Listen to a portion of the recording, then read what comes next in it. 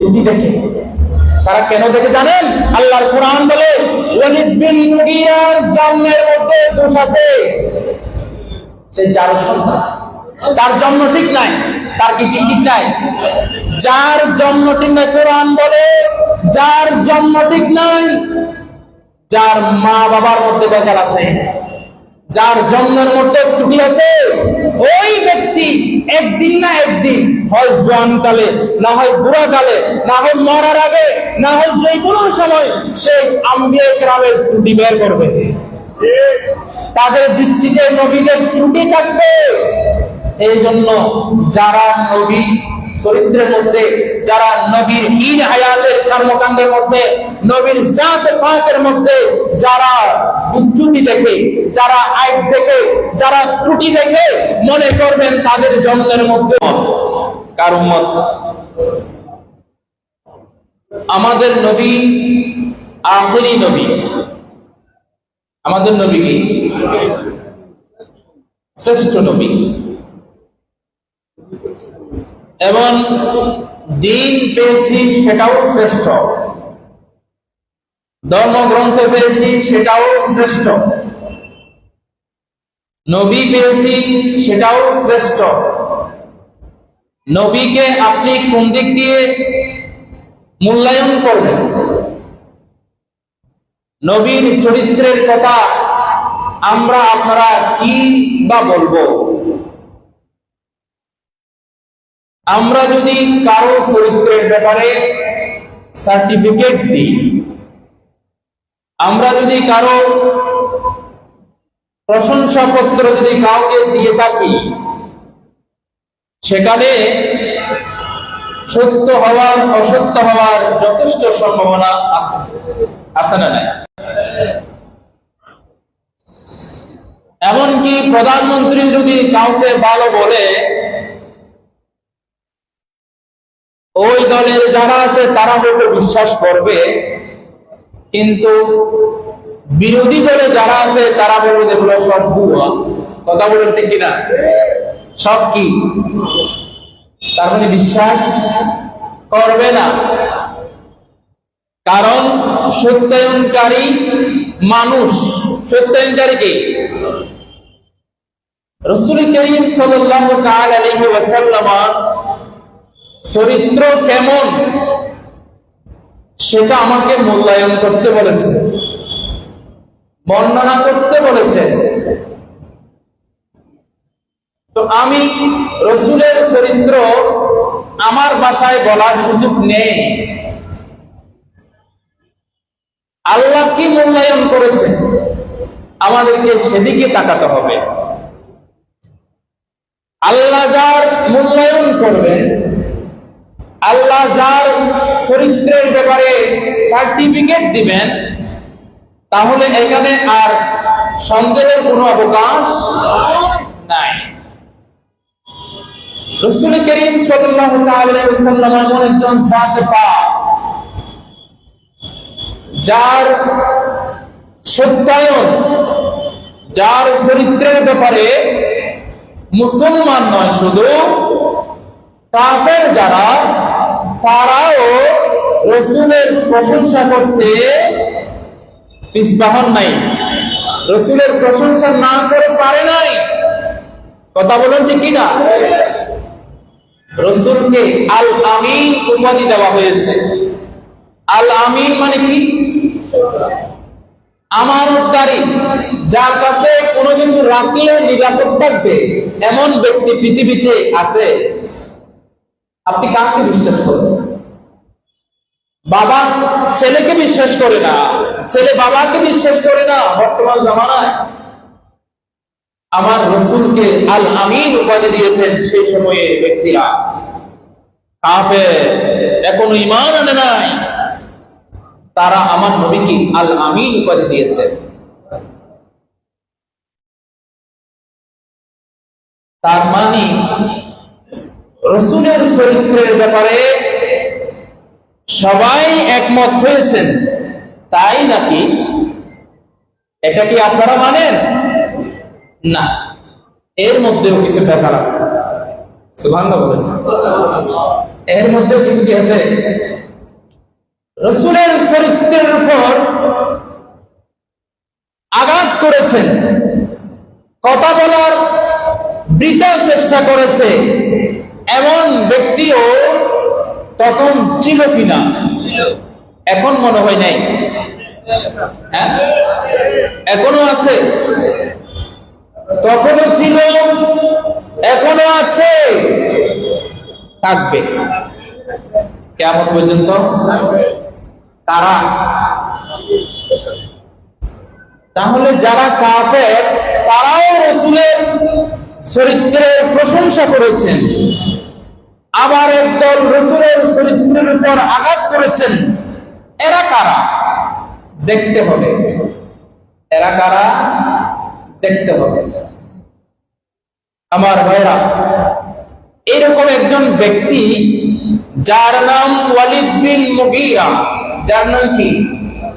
ওয়ালিদ বিন মুগীরা।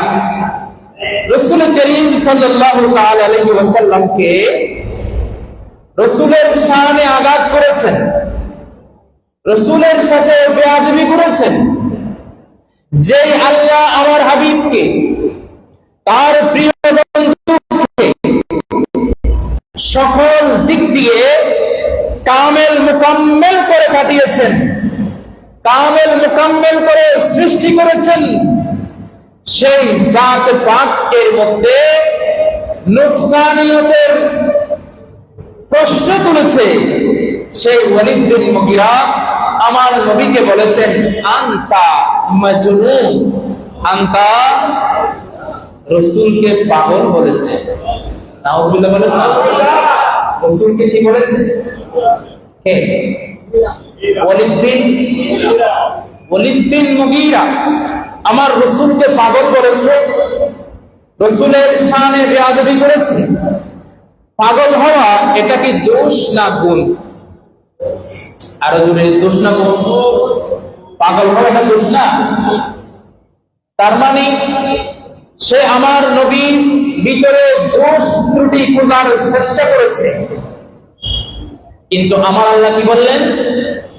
আমার আল্লাহ সাথে সাথে জবাব দিলেন, এবার সার্টিফিকেট দিলেন আমার নবী কেমন। সূরাতুল কলম অথবা সূরাতুন নূন, এই সূরার 1 থেকে প্রায় 15টি আয়াত আল্লাহর নবীর শানে নাযিল করেছেন। বলুন না সুবহানাল্লাহ।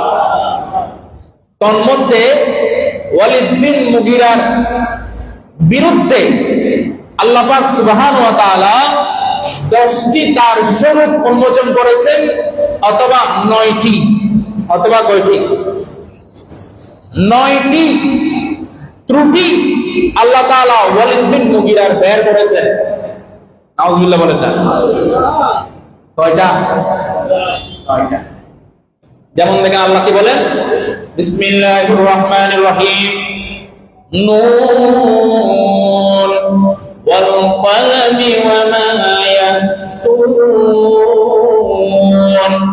ওয়া মা আনতা বিনি'মাতি রাব্বিকা বিমাজনুন।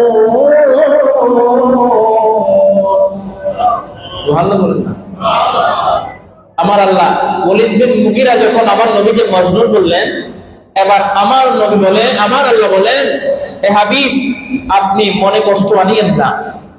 নুন ওয়াল কলমি ওয়া মা ইয়াসতুরুন, আমি কলমের শপথ করে বলছি, কলম যা লিখে তার শপথ করে বলছি। ওয়া মা আনতা বিনি'মাতি রাব্বিকা বিমাজনুন, আমি আল্লাহর পক্ষ থেকে নিয়ামতের মাধ্যমে, আমি আল্লাহর নিয়ামতের বদৌলতে আপনি মজনুন নন। সুবহানাল্লাহ বলেন। আপনি কি নন? আপনি মজনুন নন। ওয়া ইন্না লাকা লা আজরান গায়রা মামনুন, এবং আপনার জন্য অনেক সওয়াব, অনেক উজরত, অনেক প্রতিদান আমি আল্লাহ আপনার জন্য বরাদ্দ রেখেছি, গায়রা মামনুন, যেগুলাকে গণনা করে শেষ করা যাবে না। সুবহানাল্লাহ বলেন। এটার অনেক তাফসীর আছে, আমি এই আয়াতের তাফসীরের দিকে যাব না। যেহেতু সময় কম, আমি আমার নির্ধারিত ফোকাসে যাব। এরপর আল্লাহ বলেন ওয়া ইন্নাকা লাআলা খুলুকিন আযীম। ওয়া ইন্নাকা, এটাই হলো আমার মূল আয়াত। এরপর আল্লাহ বলেন হে হাবিব, আপনাকে ওয়ালিদ বিন মুগীরা মাজনুন বলেছে, না না না, আপনি তো ওয়া ইন্নাকা লাআলা খুলুকিন আযীম, আপনি তো খুলুকে আযীমের উপর আছেন। কিসের উপর? খুলুকে আযীমের উপর। শুধু চরিত্র নয়, মহা চরিত্রের উপর আপনি আছেন। কোন চরিত্র? খুলুকে আযীম কি জিনিস? আমরা তো অনেকে চরিত্রবান আছি, চরিত্র আমাদের কম বেশি সবার আছে। ভালো মানুষ একেবারে নাই এমন নয়, ভালো মানুষ না থাকলে দুনিয়া থাকবে না। এখনো পর্যন্ত ভালো মানুষ আছে না নাই? কিন্তু খুলুকে আযীমের অধিকারী এই পৃথিবীতে পাওয়া যাবে? খুলুকে আযীমের চরিত্র এই পৃথিবীতে পাওয়া যাবে না, কারণ খুলুকে আযীম এটা একমাত্র আমার নবীর জন্য খাস। সুবহানাল্লাহ বলেন না? এই খুলুকে আযীম দিয়ে আল্লাহ পাক আমার নবীকে বিশেষায়িত করেছেন, খাস করেছেন। এটা আল্লাহর পক্ষ থেকে বড় নিয়ামত আমার নবীকে দিয়েছেন। আদম আলাইহিস সালাম থেকে হযরত ঈসা রূহুল্লাহ পর্যন্ত যত আম্বিয়া কিরাম আল্লাহ তাআলা দুনিয়াতে পাঠিয়েছেন, এমন কোন নবী নাই আল্লাহ যাদেরকে খুলুকে আযীমের সার্টিফিকেট দিয়েছেন। এই জন্য খুলুকে আযীমের এক ব্যাখ্যায় মুফাসসিরিনে কেরাম বলেছেন, খুলুকে আযীম মানে হলো আদম আলাইহিস সালাম থেকে হযরত ঈসা রূহুল্লাহ পর্যন্ত আম্বিয়া কিরামের মধ্যে যত গুণাবলী রয়েছে, কারো কাছে 10টা থাকলো, কারো কাছে বেশি, কারো কাছে কম, আম্বিয়া কিরাম সকলের মধ্যে যতগুলো গুণাবলী আছে সব গুণাবলী আমার নবীর মধ্যে একত্রে আছে। সুবহানাল্লাহ।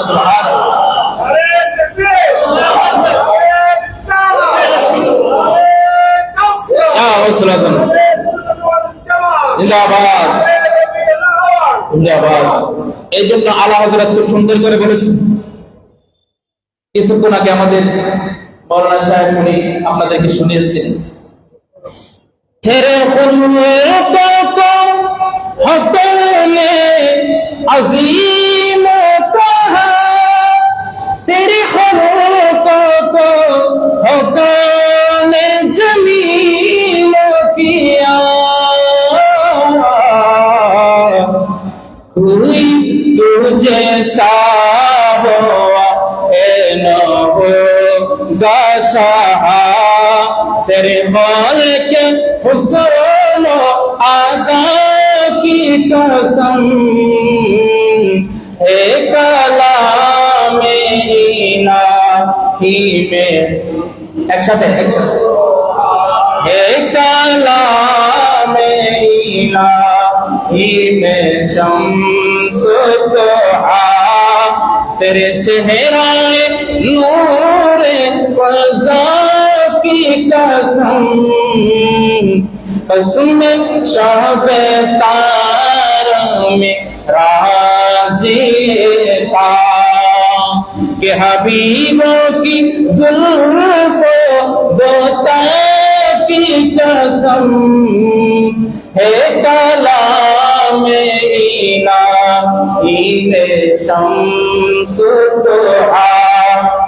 আলা হযরত বলেছেন, ইয়া রাসূলুল্লাহ, আল্লাহ আপনাকে খুলুকে আযীম বলেছেন এবং আপনার চরিত্রকে আল্লাহ পাক সুবহানাহু ওয়া তাআলা জামিল কিয়া, সুন্দর করেছেন। কি করেছেন? আপনাকে খুলুকে আযীমের নিয়ামত দান করেছেন এবং আপনার অবয়ব, আপনার বডি, আপনার স্ট্রাকচার, আপনার কাঠামো, আপনার অবয়বকে পৃথিবীর মধ্যে সর্বশ্রেষ্ঠ করেছেন। সুবহানাল্লাহ।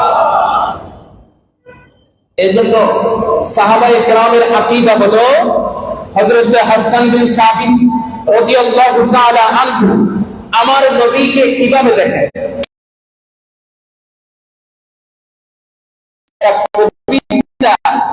একটা নাত রাসূল আপনাদের সামনে আপনারা শুনেছেন অনেক জায়গায়। হযরত হাসান বিন সাবিত বলেন, ওয়া আহসানু মিনকা লাম তারা কাত্তু আইনি ওয়া আজমালু মিনকা লাম তালিদিন নিসাউ। হযরত হাসান বিন সাবিত বলেন, ইয়া রাসূলুল্লাহ, ওয়া আহসানু মিনকা লাম তারা কাত্তু আইনি, আমি হাসান বিন সাবিতের চক্ষু আপনার মতো সুন্দর কোন ব্যক্তি এই পৃথিবীতে, আপনার মতো কোন সুন্দর সৃষ্টি আল্লাহর জমিনের মধ্যে আমি হাসান বিন সাবিত দেখি নাই। জোরে বলুন সুবহানাল্লাহ। শুধু তাই নয়, ওয়া আজমালু মিনকা লাম তালিদিন নিসা, ইয়া রাসূলুল্লাহ, আপনার মতো সুন্দর এরকম এরকম সৃষ্টি, এরকম নবী এই পৃথিবীতে কোন মা এখনো পর্যন্ত জন্মও দেয় নাই। সামনেও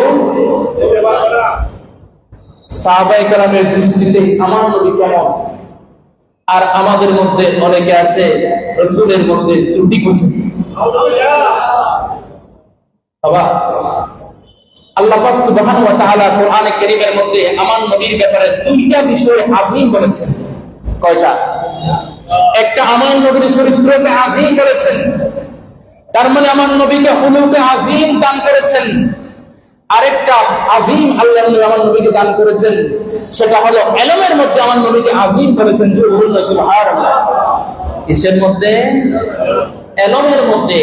সূরাতুন নিসা আয়াত নাম্বার 113 আল্লাহ নবী বলেছেন, ওয়া আল্লামাকা মা লাম তাকুন তা'লাম ওয়া ইন্না ফাদলাল্লাহি আলাইকা আযীমা।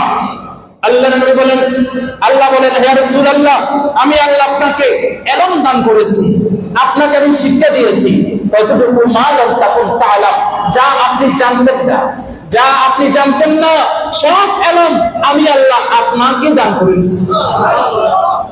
এই ইলম আমি আর কাউকে দিই নাই।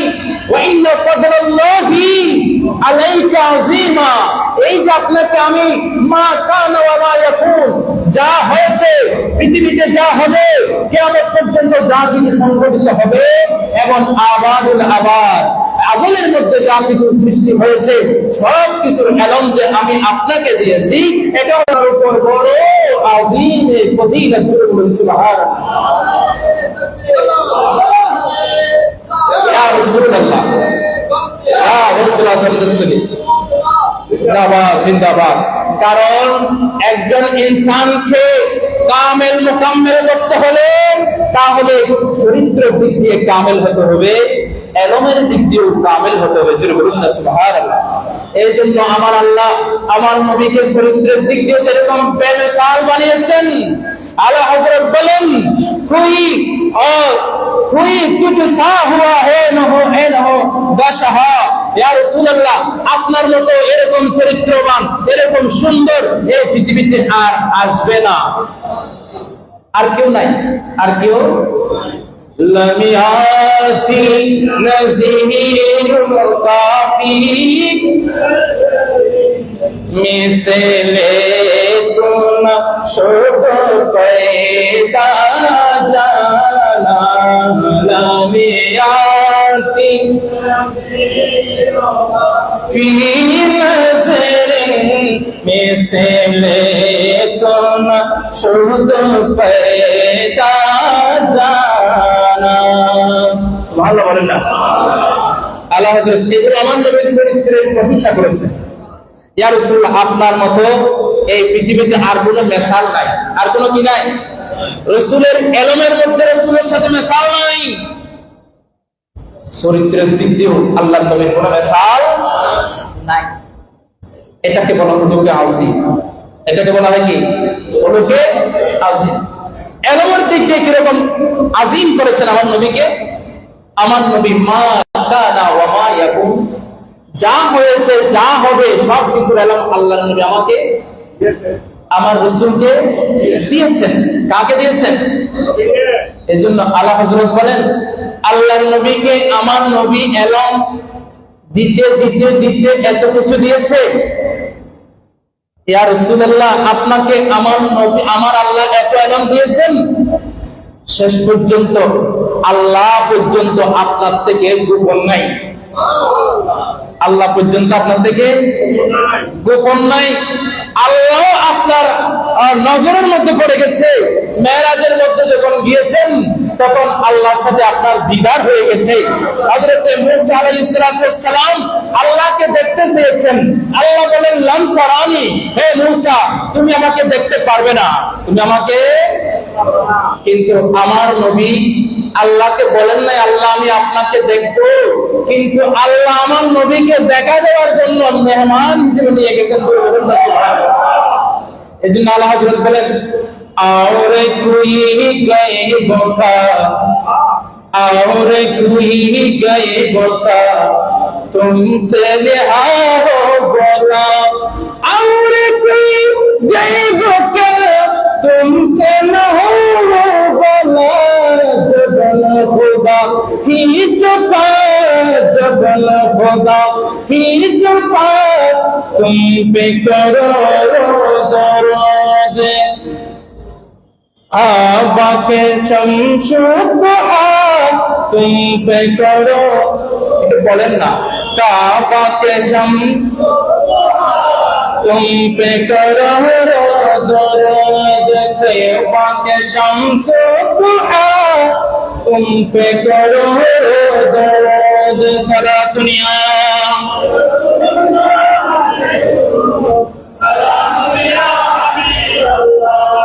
আপনাদের খারাপ লাগতেছে? আমার বিষয়টা এমন, বিষয়টা কি যেরকম বিষয় দিয়েছেন আলা হযরত লিখে মহাসাগর বানিয়ে দিয়েছেন। কি বানিয়ে দিয়েছেন? আমি কয়টা বলবো এই বিষয়ের উপর আলা হযরতের পুরো হাদাইকা বকশিশের প্রতিটি পাতায় পাতায় আমার নবীর প্রশংসা, আমার নবীর কামালিয়াতের প্রশংসা। সুবহানাল্লাহ বলুন। আল্লাহর নবী আল্লাহ তাআলা এত বেশি এলম আমার নবীকে দিয়েছেন। আলা হযরত বলেন আল্লাহ পর্যন্ত আপনার থেকে গোপন থাকতে পারে নাই। সুতরাং আমার নবীকে আল্লাহ এলমের দিক দিয়ে যেরকম কামেল মুকাম্মেল করেছেন, চরিত্রের দিক দিয়েও কামেল মুকাম্মেল করেছেন। এখন এলমের দিক দিয়ে যেরকম কামেল মুকাম্মেল করেছেন, আমরা উম্মত হিসেবে আল্লাহর নবীকে আমরা কি সেভাবে দেখি কিনা? আল্লাহকে আল্লাহ যে আমার নবীকে মা কানা ওয়া মা ইয়াকুনের ইলম দিয়েছেন, ইলমে গায়েব দান করেছেন, এটা আমাদেরকে বিশ্বাস করতে হবে কিনা? এটার নাম তো ঈমান। আপনি এটা বিশ্বাস করবেন না তো রাসূলের উপর আপনার কি ঈমান হলো? রাসূলের প্রতি আপনার ঈমান পরিপূর্ণ হবে না। রাসূলের উপর আপনার ঈমান। এখন আমাদের মধ্যে অনেকে বলে রাসূল এটা জানে, এটা জানে না, এটা জানে, এটা জানে না, রাসূল লিখতে জানে না, পড়তে জানে না, এমনকি আলিফ বা তা সা আমরা যেটা পড়ি আমার নবী সেটাও জানে না। আরে জোরে বলেন নাউযুবিল্লাহ। আপনি যদি এমন আকীদা পোষণ করেন তাহলে আপনার রাসূলের প্রতি যে ঈমান, আমাদেরকে কিন্তু ঈমানের 7টি মৌলিক বিষয় আছে। কয়টা? আমানতু বিল্লাহি ওয়া মালাইকাতিহি ওয়া কুতুবিহি ওয়া রাসূলিহি ওয়াল ইয়াউমিল আখিরি ওয়াল কদরি খাইরিহি ওয়া শাররিহি ওয়াল বাসি বাদাল মাউত। আছে না নাই? 7টা বিষয় আমাদেরকে ঈমান রাখতে হবে। এগুলাকে বলা হয় আরকানুল ঈমান। এগুলা কি বলা হয়? ঈমানের রুকন। এই ঈমানের মধ্যে 7টি বিষয়, ঈমানের মধ্যে যদি কোনো ধরনের গন্ডগোল থাকে, বেজাল থাকে, কমতি থাকে, আপনার ঈমান পরিপূর্ণ হবে না। এখানে যে আপনি বললেন ওয়া রাসূলিহি, আমি আদম থেকে হযরত মুহাম্মদ সাল্লাল্লাহু তাআলা আলাইহি ওয়াসাল্লাম পর্যন্ত সকল নবীর উপর আমি ঈমান আনলাম। তা আপনি নবী সম্পর্কে কি ঈমান আনলেন? নবী সম্পর্কে আপনি কি জানেন, কি আকীদা পোষণ করেন? যদি বলে আমি রাসূলকে এতটুকু জানি, রাসূল এলমে গায়েব জানে না, রাসূল লিখতেও জানে না, পড়তেও জানে না, আলিফ বা তাও জানে না। আরে বাবা, রাসূল তুমি উম্মত হয়ে তুমি একেবারে ইঞ্জিনিয়ার, মাস্টার ডিগ্রি, এলএলবি সব পারো, আর রাসূল আলিফ ব পারে না, এই হলো তোমার আকীদা।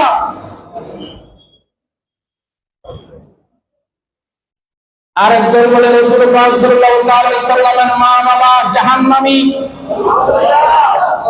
আরো জোরে বলুন নাউজুবিল্লাহ। আপনারা কি এটা মনে করেন রাসূলের মা বাবা জাহান্নামে, এটা মনে করেন? তো কেউ যদি বলে আল্লাহর রাসূলের মা বাবা জাহান্নামে যাবে, আরে বাবা, যেই নবী দুনিয়াতে এসেছেন উম্মতকে জাহান্নাম থেকে বেহেশতে নেওয়ার জন্য, আল্লাহর সাথে আমার নবীর কমিটমেন্ট হয়েছে। যার হৃদয়ের মধ্যে যতটুকু পরিমাণ থাকবে, আমার নবী একজন উম্মতকে জাহান্নামে রাখবে না, সবাইকে সুপারিশ করে জান্নাতে নিয়ে যাবে। আর মা বাবাকে জাহান্নামে রেখে আমার নবী জান্নাতের মধ্যে না যেতে মধ্যে ভোগ করবে। এটাই আপনার আকীদা, এটাই আপনার আকীদা। যে নবীকে আপনি ভালোবাসেন, বলেন যে নবীর উপর আপনি ঈমান এনেছেন, আপনি সেই নবীর মা বাবাকে জাহান্নামে পাঠিয়ে দিলেন। আপনার এই হলো আকীদা। যদি আপনার এই আকীদা হয়, তাহলে আপনার ভিতরে কোনো বেকার আছে। আপনার ভিতরে কি আছে? কারণ সাহাবায়ে কেরামের আকীদা তো এমন ছিল না বাবা। আমরা সাহাবায়ে কেরামের আকীদা যেমন ছিল আমরাও তেমন মানবো। আমরা কি তো সাহাবায়ে কেরাম কি আকীদা পোষণ করলেন? ওয়া আহসানু মিনকা লাম তারা কাত্তু আইনি ওয়া আজমালু মিনকা লাম তালিদিন নিসা। হযরত হাসান বিন সাবিত তারা বলেন, ইয়া রাসূলুল্লাহ আনতা মুবাররান মিন কুল্লি আইনি কান্নামা খুলিকতা কামা তাশাউ। ইয়া রাসূলুল্লাহ, আপনি প্রত্যেক দোষ ত্রুটি থেকে মুক্ত। আল্লাহ আপনাকে এমন ভাবে সৃষ্টি করেছেন যেমনটি আপনি আল্লাহকে বলেছেন আমাকে এভাবে তৈরি করেন। আল্লাহ আপনার মর্জি মোতাবেক আপনাকে সৃষ্টি করেছেন। বলুন না সুবহানাল্লাহ। এটা কি আমাদের কথা? আমরা না বা বেদাতি, আমরা না বা বেদাতি। এই জন্য আমরা যেগুলো বানায় বানায় কথা বলি, একটু বাড়ায় বাড়ায় কথা বলি। হাসান বিন সাবিত তো বেদাতি না, তিনিও তো একটু বাড়ায় বাড়ায় বলেছেন। বলুন না সুবহানাল্লাহ। তিনি বলেছেন, ইয়া রাসূলুল্লাহ, আল্লাহ আপনাকে সৃষ্টি করেছেন আপনার মর্জি মোতাবেক, আপনি যেভাবে চেয়েছেন সেভাবে সৃষ্টি করেছেন। হাসান বিন সাবিত কি বললেন? যেই সাহাবায়ে কেরামের দৃষ্টিতে আমার নবীর মধ্যে কোনো ত্রুটি নাই, কোনো নকশ নাই, কোনো আইব নাই, আমাদের দৃষ্টিতেও আমার নবীর জীবনীতে, আমার নবীর কর্মকাণ্ডে কোনো ধরনের ত্রুটি নাই। কিন্তু একদল আছে, একটা দল আছে, তাদের দৃষ্টিতে আমার নবীর ভিতরে ত্রুটি আছে। সেটা হলো ওয়ালিদ বিন মুগীরার দল। কার দল? ওয়ালিদ বিন মুগীরার দল। ওয়ালিদ বিন মুগীরার মতো যারা আছে, তাদের দৃষ্টিতে আমার নবীর ভিতরে ত্রুটি আছে। নাউজুবিল্লাহ বলেন না। কেন জানেন? আল্লাহ সেটাও উদ্ঘাটন করে দিয়েছে। আল্লাহ তাআলা ওয়ালিদ বিন মুগীরার বিরুদ্ধে 9টি দোষ বর্ণনা করেছেন। ওয়ালিদ বিন মুগীরা যেখানে অন্যান্য কাফেররা পর্যন্ত আমার নবীর চরিত্রের সনদ দিয়েছেন, সেখানে ওয়ালিদ বিন মুগীরা কিভাবে আমার নবীর সমালোচনা করলেন, চরিত্রের উপর আঘাত করলেন, আল্লাহ সেটার রহস্য উদ্ঘাটন করে দিয়েছেন। সেটার রহস্য কি করেছেন?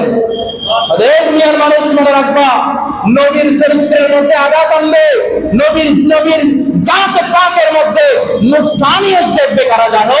যারা ওয়ালিদ বিন মুগীরার অনুসারী হবে।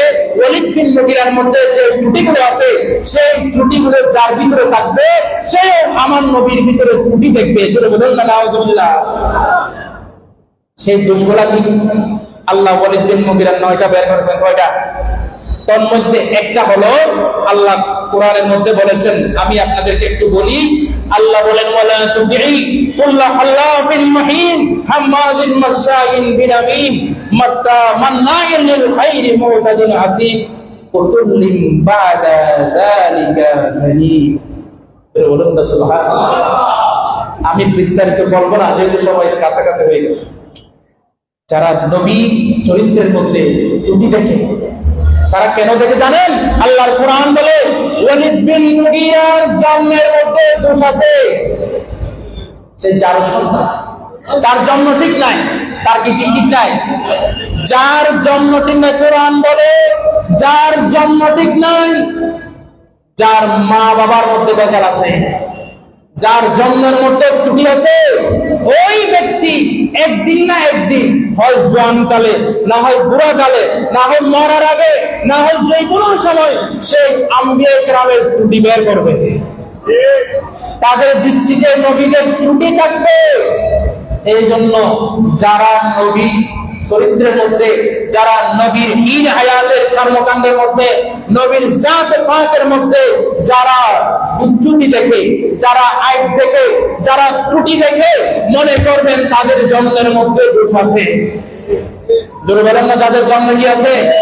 সেই হোক মুসলমান নামে, সে হোক বৌদ্ধ, সে হোক খ্রিস্টান, সে হোক কাফের, সে হোক ইহুদি। ইহুদিও যদি তাদের ধর্ম মতে, তাদের বিয়ের মধ্যে যদি গন্ডগোল থাকে, কিসের মধ্যে?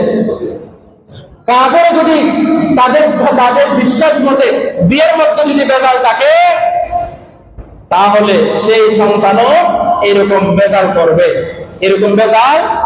আর যাদের জন্ম ঠিক আছে, সে কাফের হোক মুসলমান হোক, তারা কখনো নবীর চরিত্রের মধ্যে দুষ্কৃতি দেখবে না।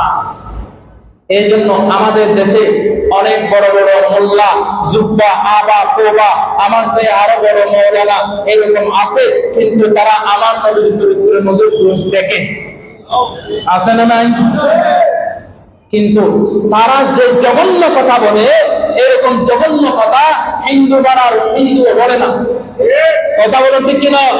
হিন্দু পাড়ার হন হিন্দু, বৌদ্ধ পাড়ার বৌদ্ধ, চাকমা পাড়ার চাকমাও বলে না। কিন্তু এই মোল্লা বলে কেন? তাহলে বোঝা গেল তার জন্মের মধ্যে কি আছে। সে কোন যারের সন্তান। সে কি সন্তান? যারের সন্তান।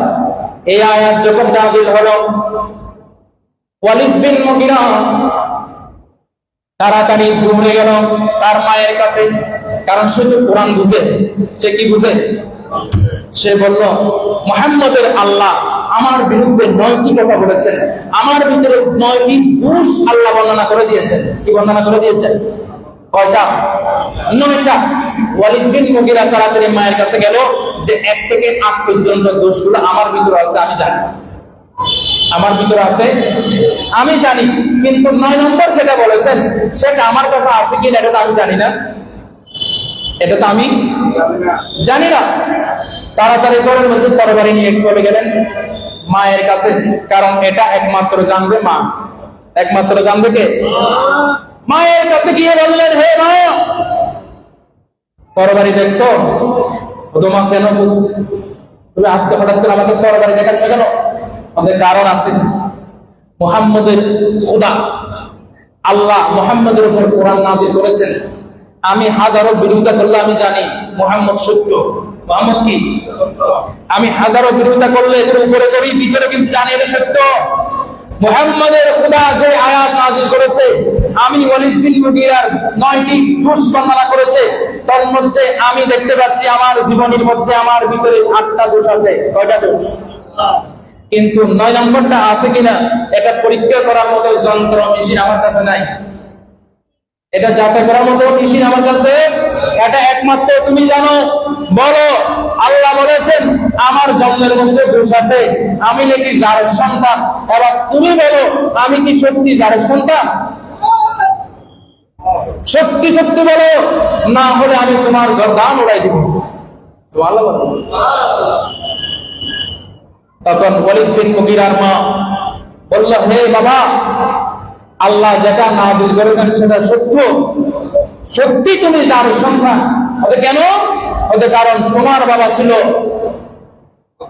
অক্ষম, জন্ম দিতে তার পুরুষত্ব ছিল না, যার কারণে আমি বলেছিলাম যে আমার তো কোনো সন্তান নাই, আমাদের সম্পদ আছে অনেক, এই সম্পদগুলা অন্য কেউ নিয়ে একজন রাখালের সাথে আমি মেলামেশা করেছি। জোরে বলুন না নাউযুবিল্লাহ। একটা সন্তানের জন্য, কি জন্য?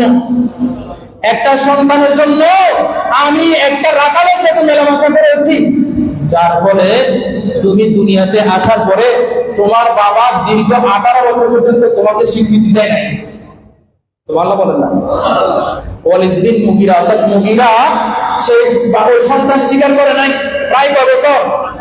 18 বছর পর্যন্ত। কারণ সে জানে সে তো পুরুষত্বহীন, তার সন্তান হবে না। এই মেয়ে, এই মহিলা সন্তান করতে জানলো সে ওই সন্তানকে স্বীকার করতে রাজি নেই, এটা গোপন ছিল, কি ছিল?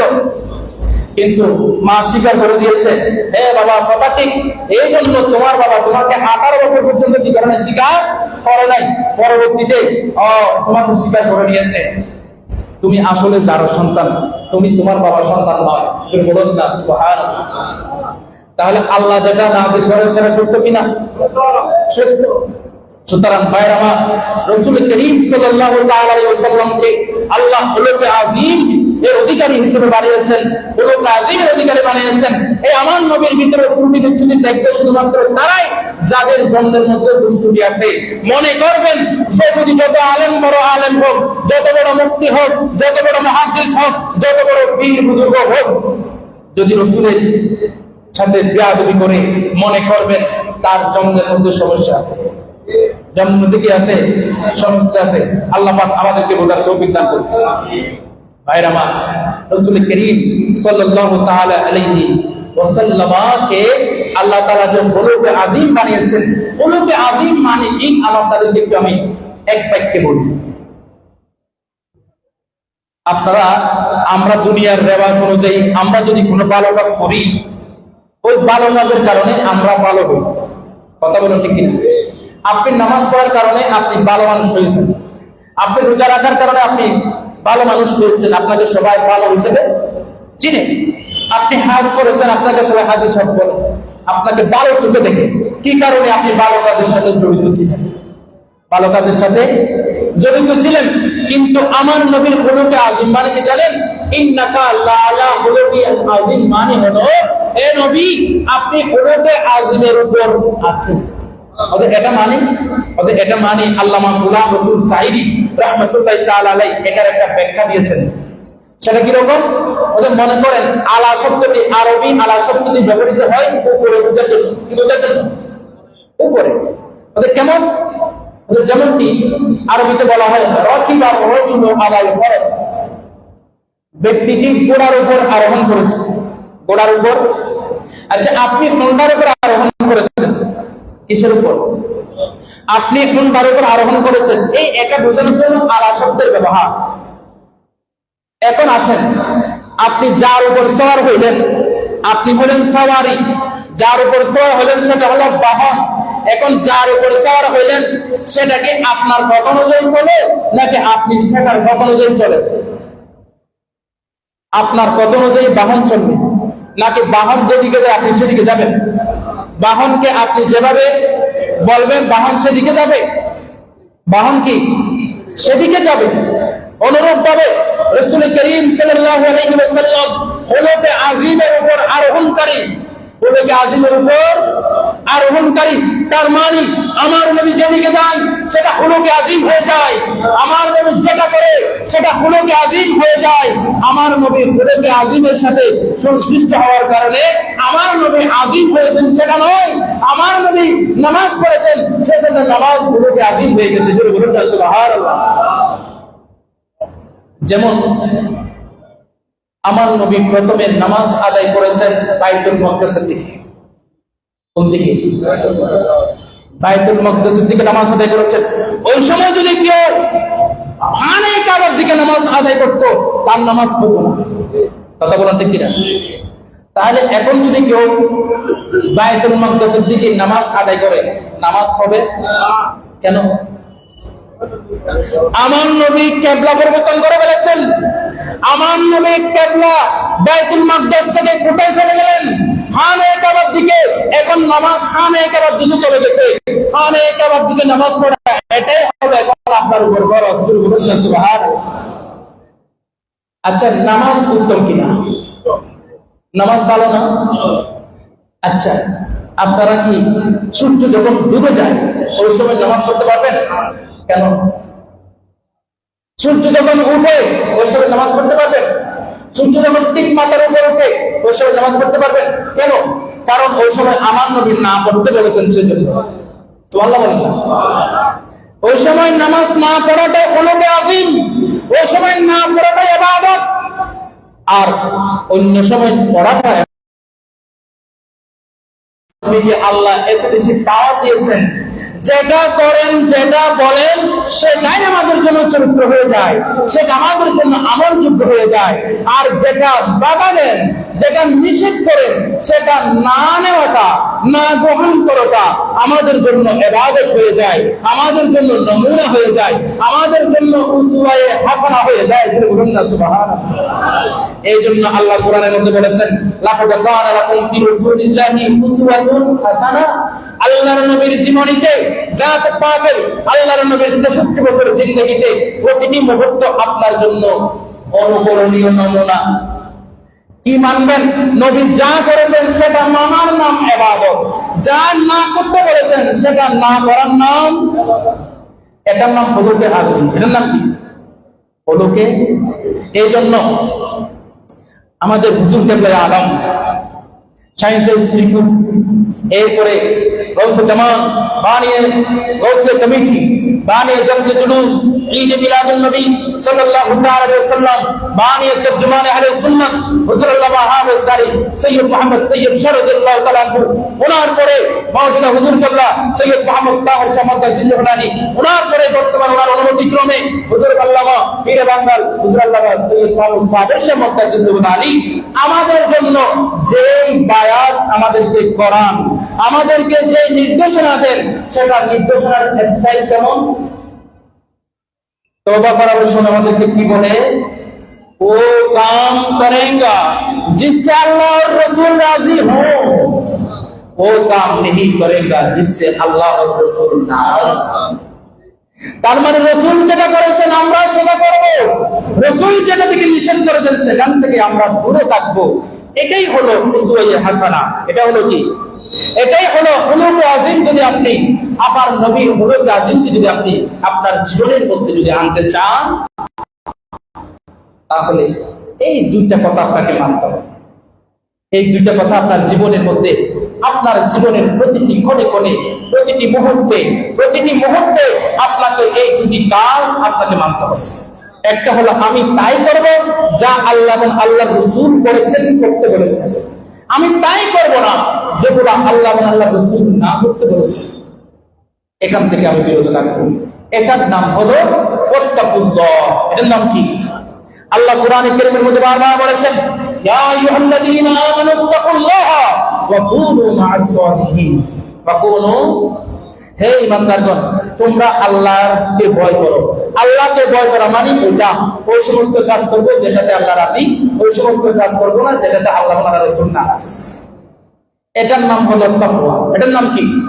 আমার হুজুর কেবলা আমাদেরকে এই তাকওয়ার পথে ডাকে, এই তাকওয়ার পথে ডাকে।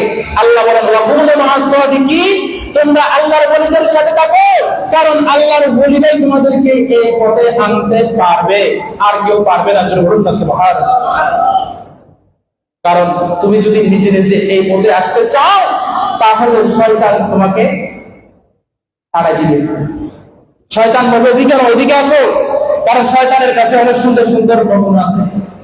আপনাকে গ্রাস করবে, আপনাকে বিতাড়িত করবে, সত্য পথ থেকে আপনাকে বিমুখ করবে। কিন্তু আপনি যখন একজন পীরে কামেলের হাতে যখন আপনি রশি বাঁধবেন, একজন পীরে কামেলের সাথে যখন আপনার সম্পর্ক থাকবে, বায়াতের রশি যখন আপনি আদ্য যখন আপনার হয়ে যাবে, শয়তান আপনাকে আর ওয়াসওয়াসা দিতে পারবে না। এই জন্য আল্লাহ বারবার বলেছেন, ওয়াত্তাকুল্লাহ ওয়া কুনু মা'আস সাদিকিন। সাদিকিন মানে হক্কানি পীর মুর্শিদের সাথে থাকো। জোরে বলুন না সুবহানাল্লাহ। আল্লাহ পাক আমাদের সকলকে রাসূল করিম সাল্লাল্লাহু তাআলা আলাইহি ওয়াসাল্লাম এই চরিত্রবান হওয়ার তৌফিক দান করুন। দুইটা কথা বলে সংক্ষেপে শেষ করব। রাসূলের চরিত্র আজকের মাহফিল থেকে আপনারা কি নেবেন? নিতে হবে না আমাদের একটা করণীয়, কি আমল করব, একটু আমলের কিছু দিতে হবে কিনা। দেখেন আমার নবীর চরিত্রটা কেমন ছিল। হযরত আনাস বিন মালিক রাদিয়াল্লাহু তাআলা আনহু বলেছেন, কে? হযরত আনাস বিন মালিক রাদিয়াল্লাহু তাআলা বলেন যে খাদিমতুন নবী সাল্লাল্লাহু আলাইহি ওয়াসাল্লাম 10 সিনিনা, আমি আমার নবীর 10 বছর খেদমত করেছি। কয় বছর? 10 বছর। ফামা ক্বালা লি উফিন, আমার নবী এই 10 বছর আমি তো বললাম, আমি তো রাসূলের খাদেম, চাইলে যেমন ইচ্ছা তেমন করতে পারতেন, কিন্তু আমার নবী আমি 10 বছর খেদমত করার সময় একটা দিন একটা মুহূর্তে আমার নবী আমাকে উফ শব্দ বলেন নাই। সুবহানাল্লাহ বলেন। শুধু তাই নয়, আমার নবী আমাকে ওয়ালা লিমা সানাতা ওয়া ইল্লা সানাতা, আমার নবী আমাকে, আমি যদি কোনো একটা জিনিস আমার নবীকে দিই, ইয়া রাসূলুল্লাহ এগুলো আপনার জন্য, আমার নবী এটাও বলে নাই হে আনাস এটা তুমি কেন করলা, বা তুমি এটা করো না কেন, এটা কেন করলা, এটা কেন করো নাই, ওদের এই ধরনের আমাকে জীবনে কখনো আমার বকাও দেয় না। সুবহানাল্লাহ বলেন না। আর আমরা ঘরে ঢোকার সময় টেবিলে যখন খাবার আসে, আমরা কাজের মেয়ে থেকে কেন ইত্যাদি ইত্যাদি বলে আমরা বকাঝকা করি কিনা? বাবা আমার নবী কেমন দেখেন, আমার নবী জীবনে এমন কথাও বলেন নাই, কিন্তু আপনি হারদম বলে যাচ্ছেন। কথা বলে ঠিক না? আমরা তো বলে যাচ্ছি, ঠিক না? আমার নবীকে যদি আপনি অনুসরণ করতে চান, আজকে থেকে জবানে তালা মারেন। জবানে কি মারেন? আমার নবী খাবার খাওয়ার সময় যদি লবণ কম হয়, লবণ যদি কি হয় কম হয়, তখন আমার নবী যদি মজা কম হয়, আমার নবী যা ইচ্ছা তা খেয়েছেন, কখনো বলেন না মজা কম হয়েছে। আলহামদুলিল্লাহ। কি বলেছেন? আলহামদুলিল্লাহ। আমার নবী যতটুকু মন চাই ততটুকু খেয়েছেন, বলেন নাই কখনো এটা মজা হয় না সেজন্য খাচ্ছি না, এই কথা কখনো বলেন নাই। আপনি যদি আমার নবীর এই চরিত্র যদি আপনি আজকে থেকে অনুসরণ করেন, আপনার পরিবারে আর কখনো ঝগড়া হবে না, স্বামী স্ত্রীর মধ্যে কখনো ঝগড়া হবে না। আপনি চিন্তা করে দেখেন, আপনাদের ঝগড়া বিভেদ ম্যাক্সিমাম এগুলো নিয়ে ছোটখাটো ব্যাপার, অনেকের দর্শন ঝগড়া হয়ে যায়। আপনি আজকে একটা বলেছেন, কালকে আপনার স্ত্রী আপনাকে একটা বলেছে, এবার বলা বলিতে একসময় বড় আকার ধারণ করে অনেকের সংসারও বেড়ে যাচ্ছে। রাসূলের পারিবারিক জীবন, রাসূল করিম সাল্লাল্লাহু তাআলা আলাইহি ওয়াসাল্লামের এমন চরিত্র, আমার নবীর স্ত্রীগণ ওনারা বলেছেন, ওনাকে যখন জিজ্ঞেস করা হয় আপনি কেমন, আপনাকে রাসূল কেমন ভালোবাসে, বলে আমাকে অন্যান্য স্ত্রীদের থেকে সবচেয়ে বেশি ভালোবাসে। অন্যজনকে জিজ্ঞেস করে তিনি একই কথা, আরেকজনকে জিজ্ঞেস করে তিনি একই কথা। তার মানে কি রাসূল সকলকে সমানভাবে ভালোবাসেন। তুমি বলুন না সুবহানাল্লাহ। কোন ধরনের ভেদাভেদ নাই, কোন ধরনের ভেদাভেদ নাই। আমার ভাইরা, হযরত আয়েশা সিদ্দিকাকে জিজ্ঞেস করলেন, ইয়া রাসূলুল্লাহ, ইয়া হযরত মাম্মা জান আয়েশা, আমার নবীর চরিত্র কেমন ছিল?